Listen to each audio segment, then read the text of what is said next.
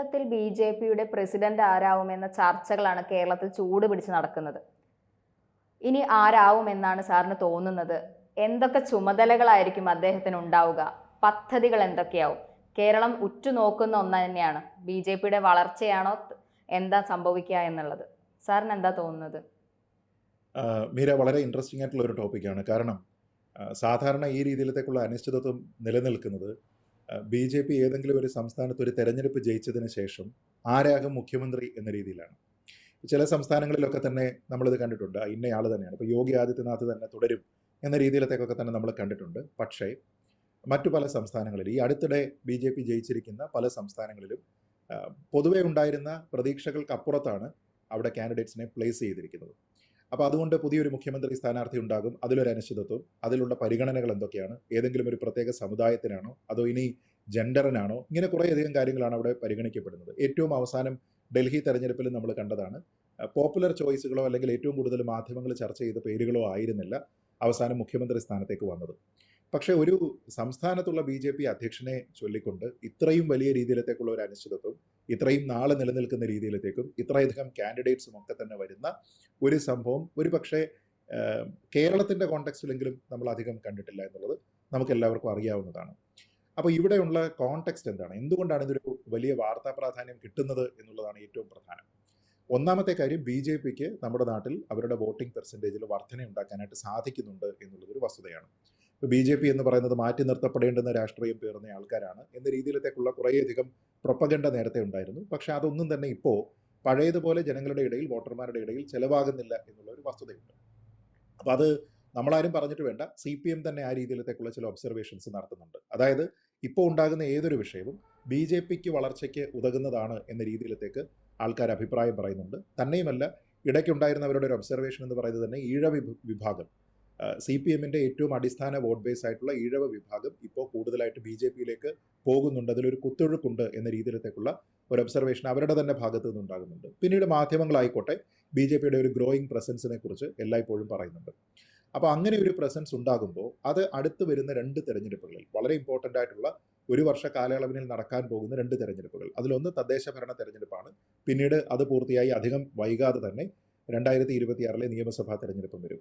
അപ്പോൾ B J പിക്ക് ഇവർക്ക് കിട്ടിയിരിക്കുന്ന ഹൈ പെർസെൻറ്റേജ് ഓഫ് വോട്ട്സ് എങ്ങനെ നമ്പർ ഓഫ് സീറ്റ്സ് ആയിട്ട് കൺവേർട്ട് ചെയ്യാം എന്നുള്ളതാണ്. ഇപ്പോൾ ബി ജെ പിക്ക് നിലവിൽ കേരളത്തിൽ കിട്ടുന്ന വോട്ടിംഗ് പെർസെൻറ്റേജ് മറ്റേതെങ്കിലും ഒരു സംസ്ഥാനത്താണ് എങ്കിൽ അവർക്ക് ചുരുങ്ങിയത് ഏതാനും സീറ്റുകൾ അസംബ്ലിയിൽ ഉണ്ടാകും. പക്ഷേ കേരളത്തിൽ അത് വ്യത്യസ്തമാണ്. ഉയർന്ന വോട്ടിംഗ് പെർസെൻറ്റേജ് കിട്ടുമ്പോൾ പോലും അവർക്ക് അസംബ്ലിയിലേക്ക് സീറ്റുകൾ ഉണ്ടാകുന്നില്ല എന്നുള്ളത് പ്രധാനമാണ്. എന്ന് വെച്ചാൽ അവർക്ക് ഗ്രോ ചെയ്യുന്ന സ്ഥലങ്ങളിൽ അവർ ഗ്രോ ചെയ്യുകയും മറ്റുള്ള സ്ഥലങ്ങളിൽ പ്രൊപ്പോർഷനേറ്റ് ആയിട്ട് വളർച്ച ഉണ്ടാകാതെ ഇരിക്കുകയും ചെയ്യുന്നു എന്നുള്ളതാണ് പ്രധാനം.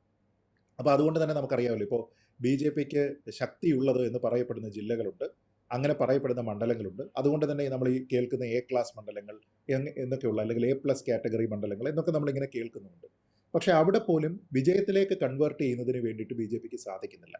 അതായത് എല്ലാ തെരഞ്ഞെടുപ്പുകളിലും ഒരേപോലെ ശ്രദ്ധ പോകുന്ന ഒരു ജനറൽ ഇലക്ഷൻ വരുന്നത് പോലെയല്ല ഒരു ബൈ ഇലക്ഷൻ വരുന്നത്. ഇപ്പോൾ പാലക്കാട് ബി ജെ പിയുടെ ഏറ്റവും പ്രധാനപ്പെട്ട മണ്ഡലമായിട്ടും കഴിഞ്ഞ തെരഞ്ഞെടുപ്പുകളിൽ വളരെ ചെറിയ മാർജിനുകളിൽ പരാജയപ്പെട്ട സീറ്റുകളിൽ ഒന്നായിട്ടും അവിടെ ഒരു ബൈ ഇലക്ഷൻ വരുന്ന സമയത്ത് ബി ജെ പിക്ക് പ്രതീക്ഷയ്ക്കത്ത് ഉയരാനായിട്ട് സാധിക്കുന്നില്ല. കോൺഗ്രസ് അവിടെ വലിയ ഭൂരിപക്ഷത്തിൽ ജയിക്കുന്നത് നമ്മൾ കണ്ടതാണ്. അപ്പോൾ ഒരു പുതിയ ബി ജെ പി അധ്യക്ഷനെ സംബന്ധിച്ചിടത്തോളം ഉണ്ടാകുന്ന ഏറ്റവും പ്രധാനപ്പെട്ട ഒരു ചുമതല അല്ലെങ്കിൽ ഒരു ചാലഞ്ച് എന്ന് പറയുന്നത് ബി ജെ പിയെ വളരെ ഓർഗാനിക്കായിട്ട് എങ്ങനെ വളർത്താമെന്നും ആ വളർച്ച എന്ന് പറയുന്നത് കേവലം വോട്ടിംഗ് പെർസെൻറ്റേജിൽ നിൽക്കാതെ അല്ലെങ്കിൽ വോട്ട് ഷെയറിൽ നിൽക്കാതെ എങ്ങനെ അതിനെ നമ്പർ ഓഫ് സീറ്റ്സിലേക്ക് കൺവേർട്ട് ചെയ്യാം എന്നുള്ളതുമാണ്. അപ്പോൾ അതിൽ അവരുടെ ഏറ്റവും പ്രധാനപ്പെട്ട രണ്ട് ചാലഞ്ചുകൾ തദ്ദേശ ഭരണവുമായി ബന്ധപ്പെട്ട് നിലവിൽ ഒന്ന്, പന്തളം പോലെയുള്ള സ്ഥലങ്ങളിൽ അവർക്ക് കുറച്ച് ഭരണപ്രതിസന്ധി ഉണ്ടായിരുന്നു. പാലക്കാട്ട് കുറച്ച് ഭരണപ്രതിസന്ധി വന്നു.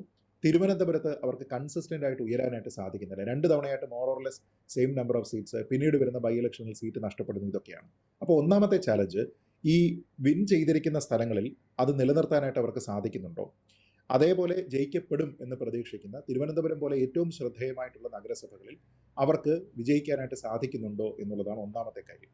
രണ്ടാമത്തെ കാര്യം, ആനുപാതികമായിട്ടുള്ള വളർച്ച തദ്ദേശ ഭരണ തെരഞ്ഞെടുപ്പിൽ അടക്കം മറ്റുള്ള സ്ഥലങ്ങളിലേക്ക് അവർക്ക് വ്യാപിപ്പിക്കാനായിട്ട് കഴിയുന്നുണ്ടോ എന്നുള്ളതാണ്. കാരണം നമ്മൾ എപ്പോഴും പറയും, proof of the pudding is in the eating. വളരുന്നുണ്ട് എന്ന് പറഞ്ഞിട്ട് കാര്യമില്ല, ആ വളർച്ചയെ നമുക്ക് പ്രൂവ് ചെയ്യാനായിട്ട് ഇവർക്ക് സാധിക്കണം. ഇതേപോലെ തന്നെ അടുത്ത തെരഞ്ഞെടുപ്പ് വരുന്ന സമയത്ത് 1 സീറ്റ് 2 സീറ്റ് എന്ന് പറയാതെ അവർക്ക് കൂടുതൽ നമ്പർ ഓഫ് സീറ്റ്സ് അവർക്ക് കിട്ടുമോ എത്ര സീറ്റ് കിട്ടും? 5 സീറ്റാണോ? 10 സീറ്റാണോ? എത്ര സ്ഥലത്ത് ബി.ജെ.പി ഒരു ഫോർമിഡബിൾ ആയിട്ടുള്ള ഒരു തേർഡ് എൻറ്റിറ്റി ആയിട്ട് പരിഗണിക്കപ്പെടുന്നു? അതിൽ എത്രത്തോളം അക്സെപ്റ്റബിൾ ആയിട്ടുള്ള കാൻഡിഡേറ്റ്സ് ഉണ്ടാകുന്നുണ്ട്? എത്ര നേരത്തെ സ്ഥാനാർത്ഥി നിർണ്ണയം നടത്തുന്നുണ്ട്? എത്ര ഫോക്കസ്ഡ് ആയിട്ടുള്ള എഫേർട്ടാണ് അവിടെ നടക്കുക? ഈ കാര്യങ്ങളുമായി ബന്ധപ്പെട്ട് അവരുടെ ഓപ്പോസിഷൻ പാർട്ടികളെ ചാലഞ്ച് ചെയ്യുന്നതുൾപ്പെടെ ആൾക്കാരുടെ ഇടയിൽ ഒരു കോൺടെക്സ്റ്റ് സെറ്റ് ചെയ്യുന്നതിന് വേണ്ടിയിട്ടുള്ള ഒരു ശ്രമം കൂടി ഉണ്ടാകേണ്ടതുണ്ട്. ഞാൻ മനസ്സിലാക്കുന്നത് പുതുതായിട്ട് വരുന്ന അധ്യക്ഷനെ സംബന്ധിച്ചിടത്തോളം ഇത് ഏറ്റവും വലിയ ചലഞ്ചാണ്. ഇത് കറക്റ്റായിട്ട് അവർക്ക് എക്സിക്യൂട്ട് ചെയ്യണമെങ്കിൽ അതിശക്തമായിട്ടുള്ള സംഘടനാ സംവിധാനം ഉണ്ടാകണം. സംഘടനാ സംവിധാനം എന്ന് പറയുമ്പോൾ RSSന്റെ ഒക്കെ ഡീപ്പ് റൂട്ട് കേരളത്തിലുണ്ട് എന്നാണ് നമുക്കറിയാം. പക്ഷേ അതെങ്ങനെ സംഘടനാ പ്രവർത്തനമായി, രാഷ്ട്രീയ പ്രവർത്തനമായിട്ട് അതിനെ കൺവേർട്ട് ചെയ്യാനായിട്ട് കഴിയും? എങ്ങനെ താഴെ തട്ടിലുള്ള പ്രവർത്തകർക്ക് ഒരു ഊർജ്ജം നൽകി അതിനെ വീട് വീടാന്തരം നടത്തിയിട്ടുള്ള ക്യാമ്പയിനുകളാണെങ്കിലും സ്ഥാനാർത്ഥിയെ നേരത്തെ പ്രഖ്യാപിച്ചിട്ട് അദ്ദേഹത്തിന് ഒരു പ്രസൻസ് കൊടുക്കുന്നതാണെങ്കിലും ഒക്കെ തന്നെ എങ്ങനെ ഇവർക്ക് മുന്നോട്ട് കൊണ്ടുപോകാം എന്നുള്ളതാണ്. അപ്പോൾ അങ്ങനെ നോക്കിക്കഴിഞ്ഞാൽ ഇതിന് പരിഗണിക്കപ്പെടേണ്ടുന്ന പ്രാഥമികമായിട്ടുള്ള ചില കോർ സ്കിൽ സെറ്റ് ഉണ്ട്. അതെന്താണ്? ഒന്ന്, കാസർഗോഡ് മുതൽ തിരുവനന്തപുരം വരെയുള്ള ഓരോ സ്ഥലത്തിൻ്റെയും പ്രാദേശിക രാഷ്ട്രീയ സ്വഭാവം ഉൾപ്പെടെ കൃത്യമായിട്ടുള്ള ഗ്രാഹ്യമുണ്ടാവുക. എന്ന് വെച്ചാൽ സ്റ്റേറ്റ് പൊളിറ്റിക്സിൽ വളരെ നല്ല രീതിയിലത്തേക്കുള്ള ഗ്രാഹ്യമുള്ള ഗ്രാസ്പുള്ള ഒരു വ്യക്തിക്കാണ് അത് സാധിക്കുക. 2, സംഘടനാ രംഗത്ത് വളരെ കൃത്യമായിട്ട് ഒരു ലീഡർ എന്ന രീതിയിലത്തേക്ക് മോറോർലെസ് എല്ലാവരും അംഗീകരിക്കുന്ന ഒരു നേതാവായി മാറുക. വളരെ അക്സെപ്റ്റബിൾ ആയിട്ടുള്ള അപ്രോച്ചബിൾ ആയിട്ടുള്ള ഒരാളായി മാറുക. അത് BJPയോട് മാത്രമല്ല RSSൽ നിന്നും ആ പിന്തുണ ഉണ്ടാവുക. അപ്പോൾ ഇങ്ങനെയുള്ള കുറേയധികം കാര്യങ്ങളെ നമ്മൾ പരിഗണിച്ചു കഴിഞ്ഞാൽ ഒരു ഔട്ട് ഓഫ് ദ ബോക്സ് അല്ലെങ്കിൽ ഔട്ട് ഓഫ് ദ ബ്ലൂ നമ്മൾ കാണുന്ന ഒരു പുതിയ ആളിനെ എന്നതിനപ്പുറത്തേക്ക് നിലവിലുള്ള പല ആൾക്കാർക്കും സാധ്യത കൂടുതലാണ് എന്ന് കാണാം. ഒരു പക്ഷേ ഞാൻ നേരത്തെ അധ്യക്ഷനായതാണ്, അതുകൊണ്ട് ഇനി അധ്യക്ഷനാകാനുള്ള സാധ്യതയില്ല എന്ന് പറഞ്ഞ ശ്രീ വി മുരളീധരൻ അടക്കമുള്ള ആൾക്കാർ ഒരുപക്ഷെ റെലവൻ്റ് ആവുന്നത് ഇവിടെയാണ്. അതായത് വളരെ കുറച്ച് സമയം മാത്രമേ അവർക്ക് ഈ 2 തെരഞ്ഞെടുപ്പുകൾക്ക് പ്രിപ്പയർ ചെയ്യാനായിട്ടുള്ളൂ. അപ്പോൾ അതുകൊണ്ട് തന്നെ മാക്സിമം പ്രിപ്പറേഷൻ ഉണ്ടാകണമെങ്കിൽ ഈ സംഘടനാ സംവിധാനത്തിൽ കൃത്യമായിട്ടുള്ള ബോധ്യം, നേരത്തെ പറഞ്ഞതുപോലെ ലോക്കൽ പൊളിറ്റിക്സ് അടക്കം കൃത്യമായിട്ടുള്ള ധാരണയുള്ള ഒരു കമാൻഡിങ് പവറുള്ള അക്സെപ്റ്റബിൾ ആയിട്ടുള്ള അപ്രോച്ചബിൾ ആയിട്ടുള്ള ഒരു നേതാവ് എന്ന കാറ്റഗറിയിലേക്ക് ഫിറ്റ് ചെയ്യുന്ന ഒന്നാമത്തെ ആൾ വി മുരളീധരനാണ്. അതേപോലെ തന്നെ മറ്റൊരാൾ ശോഭാ സുരേന്ദ്രനാണ്. കാരണം ശോഭാ സുരേന്ദ്രന് പല പ്രത്യേകതകളുണ്ട്. അത് ഒന്ന്, അവർക്ക് കിട്ടുന്ന ജനങ്ങളുടെ ഇടയിൽ കിട്ടുന്ന അല്ലെങ്കിൽ വോട്ടർമാരുടെ ഇടയിൽ കിട്ടുന്ന അക്സെപ്റ്റൻസ് എന്നോ പാർട്ടി വളർത്താനായിട്ട് ശ്രമിക്കുന്നു എന്നതിനൊക്കെ അപ്പുറത്തേക്ക് ഒരു സ്ത്രീയാണ്.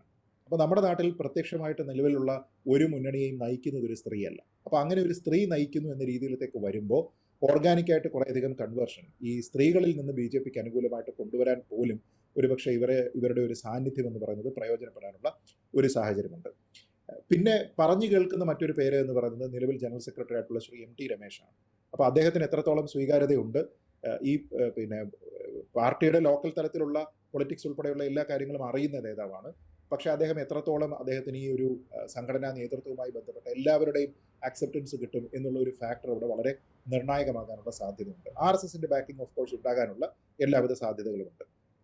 പിന്നെ പറഞ്ഞു കേൾക്കുന്ന 2 പേരുകളാണ് ഇതിൽ ഏറ്റവും ഇൻട്രസ്റ്റിംഗ് ആയിട്ട് എനിക്ക് തോന്നുന്നത്. അത് പക്ക പ്രൊഫഷണൽ ആൾക്കാരാണ്. അതിലൊന്ന് രാജീവ് ചന്ദ്രശേഖറും മറ്റൊന്ന് ജേക്കബ് തോമസുമാണ്. അപ്പോൾ ഇത് രണ്ടും ഒരുപാട് സമാനതകൾ തോന്നുമെങ്കിൽ പോലും സാധാരണയുള്ള ഒരു കൺവെൻഷണൽ പൊളിറ്റീഷ്യനെ പോലെ പ്രവർത്തിക്കുന്ന ആളല്ല. ഇപ്പോൾ രാജീവ് ചന്ദ്രശേഖരനെ സംബന്ധിച്ചിടത്തോളം അദ്ദേഹത്തിന് താഴെ തട്ടിലുള്ള ലോക്കൽ പൊളിറ്റിക്സ് എത്രത്തോളം വഴങ്ങും എന്ന കാര്യത്തിൽ ഒരുപക്ഷെ വ്യത്യസ്തമായിട്ടുള്ള അഭിപ്രായങ്ങൾ ഉണ്ടാകാനുള്ള സാധ്യതകളുണ്ട് എന്ന് നമുക്കറിയാം. അതേപോലെ തന്നെ രാജീവ് ചന്ദ്രശേഖരന് എല്ലാവരുടെ ഇടയിലും ഒരു നേതാവെന്ന രീതിയിലത്തേക്കുള്ള അക്സെപ്റ്റൻസ് ഉണ്ടോ, അത് വളർത്തിയെടുക്കാനുള്ള മതിയായിട്ടുള്ള സമയം അദ്ദേഹത്തിനുണ്ടോ തുടങ്ങിയ കാര്യങ്ങളും ഒരുപക്ഷെ ചർച്ച ചെയ്യപ്പെടാനുള്ള സാധ്യതകൾ വളരെ കൂടുതലാണ്. ജേക്കബ് തോമസിനെ സംബന്ധിച്ചിടത്തോളം ഒരു ഉദ്യോഗസ്ഥൻ എന്ന രീതിയിലത്തേക്ക് അദ്ദേഹത്തിന് വളരെ കൃത്യമായിട്ടുള്ള ഒരു അക്സെപ്റ്റൻസ് ആൾക്കാരുടെ ഇടയിലേക്കുണ്ട്. പിന്നെ അദ്ദേഹം എത്രത്തോളം വലിയൊരു കമ്മ്യൂണിക്കേറ്ററാണ്, രാഷ്ട്രീയ വിഷയങ്ങൾ അദ്ദേഹം ഏത് രീതിയിലാണ് അവതരിപ്പിക്കുന്നത് എന്നതിനെക്കുറിച്ച് നമ്മൾ കാണുന്ന അധികം സന്ദർഭങ്ങൾ ഉണ്ടായിട്ടില്ല.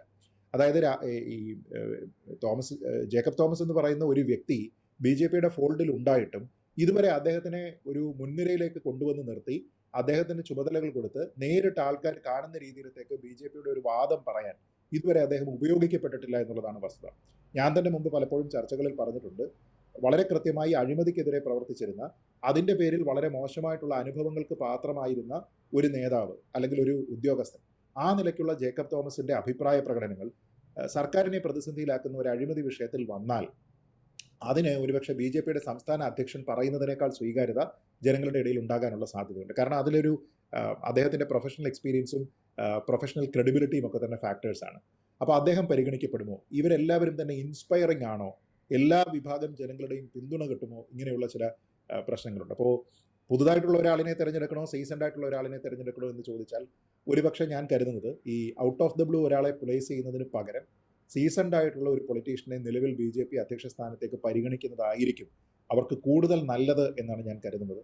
ഇനി കെ സുരേന്ദ്രന് ഒരു വട്ടം കൂടി വീണ്ടും കൊടുക്കുമോ എന്ന് ചോദിച്ചു കഴിഞ്ഞാൽ അദ്ദേഹം ട്രൈഡ് ആൻഡ് ടെസ്റ്റഡ് ആണ്. അപ്പോൾ വി മുരളീധരൻ ഒരുപക്ഷെ വേറൊരു ഇറയിൽ നിന്നതിന് ശേഷം ഇപ്പോൾ വരുന്നത് പോലെയല്ല സുരേന്ദ്രന് വീണ്ടും ഒരു തുടർച്ച കിട്ടുന്നത്. കാരണം അദ്ദേഹത്തിൻ്റെ വർക്കിംഗ് സ്റ്റൈൽ എന്താണ്, അദ്ദേഹത്തിന് വിവിധ സമുദായങ്ങളുമായിട്ട് സാമുദായിക നേതാക്കന്മാരുമായിട്ട് വ്യത്യസ്ത BJPയുടെ തന്നെ മറ്റ് പല നേതാക്കന്മാരുമായിട്ടുള്ള ഇക്വേഷൻ എന്താണ്, ഇതിനെപ്പറ്റി എല്ലാവർക്കും അറിയുന്ന കാര്യമാണ്. അപ്പോൾ അതൊരു കേവല തുടർച്ച എന്നതിനപ്പുറത്തേക്ക് പുതുതായിട്ടൊരു സംഭാവന അതിൽ ഉണ്ടാകുന്നില്ല. അതുകൊണ്ട് തന്നെ അദ്ദേഹം മാറുകയാണെങ്കിൽ സീസൺഡ് ആയിട്ടുള്ള വി മുരളീധരൻ അല്ലെങ്കിൽ ശോഭാ സുരേന്ദ്രൻ പോലെയുള്ള ആൾക്കാർ വരുന്നതായിരിക്കും BJPക്കുള്ള ഓർഗാനിക് വളർച്ചയ്ക്ക് നല്ലതെന്നാണ് ഞാൻ കരുതുന്നത്.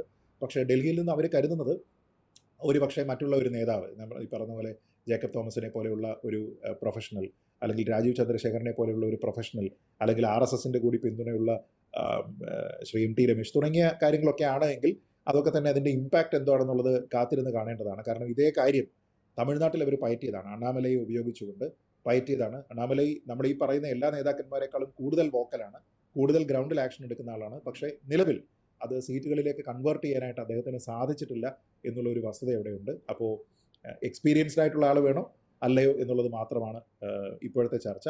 എനിക്ക് തോന്നുന്നത് ഒരുപക്ഷെ കൂടുതൽ എക്സ്പീരിയൻസ്ഡ് ആയിട്ടുള്ള ആൾക്കാർക്ക് തന്നെ നറുക്ക് വീഴാനാണ് സാധ്യത. അത് ഏറ്റവും കൂടുതൽ സാധ്യത എനിക്ക് തോന്നുന്നത് വി മുരളീധരനും ഒരുപക്ഷെ ശോഭാ സുരേന്ദ്രൻ തന്നെയാണെന്നാണ് ഈ ഒരു ഘട്ടത്തിൽ തോന്നുന്നത്. കൂടുതൽ വാർത്തകളും വിശേഷങ്ങളും നിങ്ങളിലേക്ക് എത്താൻ ABC മലയാളം സബ്സ്ക്രൈബ് ചെയ്യുക, ബെൽ ബട്ടണും അമർത്തുക.